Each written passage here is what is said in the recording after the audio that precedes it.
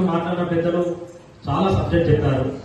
కానీ ఇక్కడ ఎంతో మంది విద్యార్థులు కూడా వచ్చారు ఈ సభకి. తమ్ముళ్ళు చెల్లెళ్ళు చాలా మంది ఉన్నారు. వాళ్ళకి ఈ సందర్భంగా నేను ఒక సందేశాన్ని ఇవ్వదలుచుకున్నా.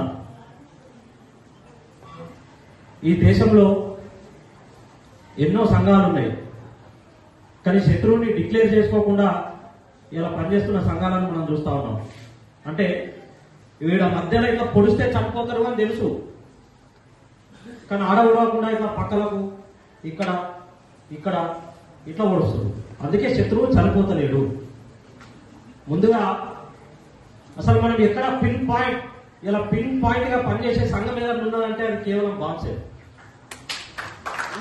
ఇలా శత్రువుని డిక్లేర్ చేసుకొని పనిచేసే నాయకుడు ఎవరైనా ఉన్నారు అని అంటే అది కేవలం వామన్ మేశ్రావు. ఇలా కాశీరామ్ సార్ అన్నటువంటి కళలకై నిరంతరం పనిచేస్తున్నటువంటి నాయకుడు వామన్ మేశ్రావు.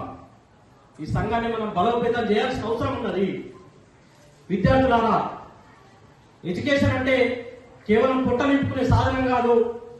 ఎడ్యుకేషన్ అంటే ఈ సమాజంలో నీ మిత్రుడు ఎవడో నీ శత్రువు ఎవడో తెలుసుకోవాల్సిన అవసరం ఉన్నది అని మహాత్మా జ్యోతిరావు పూలే చెప్తాడు.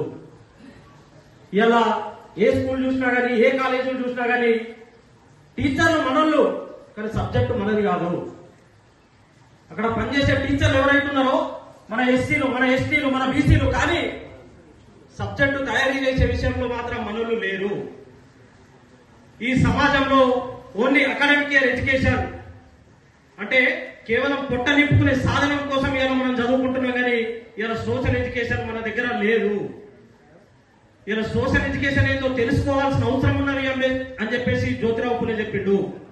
ఇలా సోషల్ ఎడ్యుకేషన్ ఏందో తెలుసుకున్నాడు కాబట్టి బాబాసాహెబ్ ఇలా మన అందరికి ఇన్స్పిరేషన్ గా మనం ఇలా బాబాసాహెబ్ కోసం మాట్లాడుతున్నాం. బాబాసాహెబ్ కళలు అన్నటువంటి కళలకై పనిచేస్తా ఉన్నాం.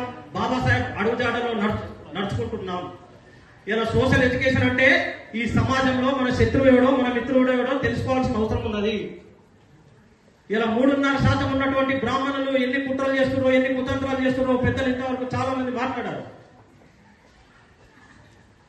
మనం సోషల్ ఎడ్యుకేషన్ పైన కాన్సన్ట్రేషన్ చేయాల్సిన అవసరం ఉన్నది.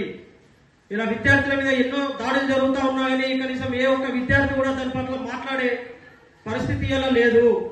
ఇలా డాక్టర్లపై జరుగుతున్నటువంటి దాడులను కూడా ఖండించే పరిస్థితి లేదు. ఇలా విద్యార్థులుగా చదువుకున్న మేధావులుగా చదువుకుంటున్నటువంటి ఇలా మనం మన సమాజం అసలు మనం ఇలా చదువుకుంటున్నాము అని అంటే దానికి కారణం ఎవరో మనం తెలుసుకోవాల్సిన అవసరం ఉన్నది. మన సమాజాన్ని మనం మేల్కోవాల్సిన అవసరం ఉన్నది. ఇది విద్యార్థులుగా మన బాధ్యత. ఇలా మనం చదువుకుంటున్నాము అని అంటే దానికి కారకులు ఎవరు, అసలు భారత రాజ్యాంగం ఎట్లొచ్చింది, రిజర్వేషన్లు ఎవరు రాశారు, మహాత్మా జ్యోతిరావు పూలే ఎవరు, తల్లి సావిత్రిబాయి పూలే ఎవరో మనం తెలుసుకోవాల్సిన అవసరం ఉన్నది.